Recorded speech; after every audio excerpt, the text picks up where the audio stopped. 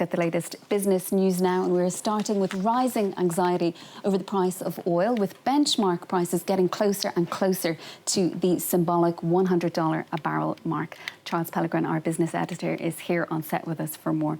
That's right, Sharon. The main reason for this increase in price is the decision by OPEC Plus members, Saudi Arabia and Russia, to cut production.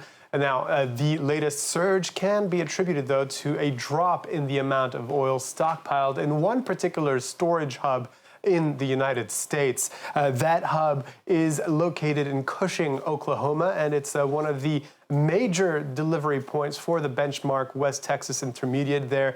Inventories are showing stock of 22 million barrels, the lowest level since July 2022, which is a level close to the site's operational minimum. And with demand not wavering, whether in the U.S. or China, well, pressure on prices won't be easing anytime soon. Let's take a look at those prices now. The WTI now trading at just over $94 a barrel, as it did cross actually over $95 a barrel earlier. And as for the Brent crude, which refers to the North Sea oil market, well, the price per barrel is at $97.33. As you can see, both of those trending higher today on trading. Well, let's take a look at what's also happening on the stock markets now in Europe at the open. We're seeing, we'll get to Asia a bit later. Europe at the open, most markets opening in positive territory after quite a few days of posting losses, except for the FTSE in London opening 0.1% lower. The Paris CAC 40 up 0.1% higher. And on the major Asian bourses, we're seeing shares trade mostly lower this Thursday. The Nikkei closing down 1.5%. The Hang Seng in Hong Kong down 1.33%. This after Wall Street also finished in the red over high energy prices as well as rising treasury yields. The Kospi in Seoul is closed this Thursday for a public holiday. That Hang Seng in Hong Kong slipping, and one of the stocks that the Hang Seng on the Hang Seng that's gathering a lot of attention right now is that of Chinese real estate giant Evergrande. The exchange announcing it was suspending trading of the shares without giving any official explanation. This follows media reports saying the heavily indebted company's chairman, Hui Kaiyan, is under Chinese police surveillance. Evergrande stocks had only returned to trading last month as the group appeared closer to striking a deal with creditors, but that deal fell through last weekend.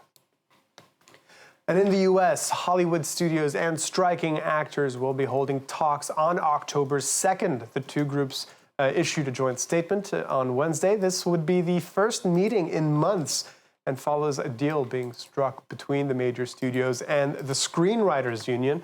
The Actors Union, the SAG-AFTRA, is Hollywood's largest with 160,000 members, and they walked off the job in July, asking for higher pay and better regulation of AI in entertainment.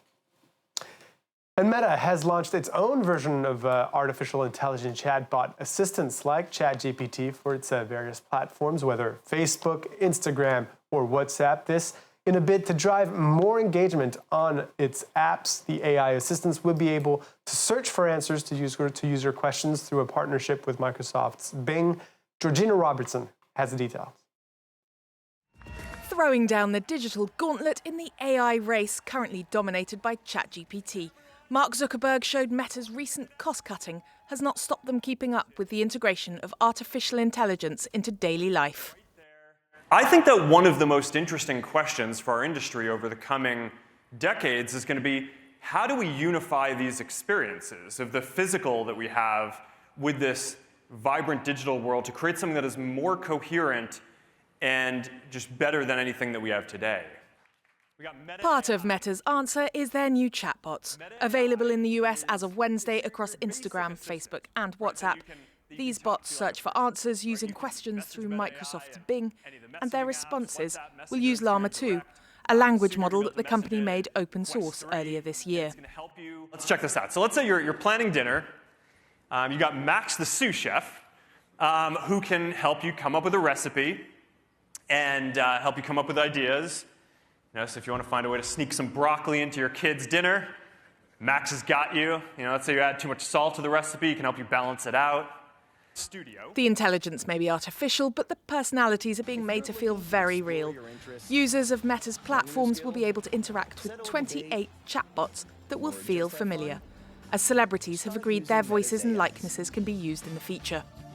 The goal is that AI characters will eventually appear in the metaverse as avatars, but Zuckerberg said these products would roll out slowly so as to deal with any privacy and safety concerns that arise.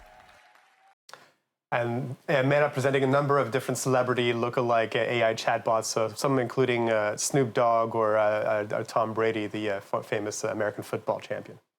Thank you so much for that, Charles. That is Charles Pellegrin joining us there from our business desk.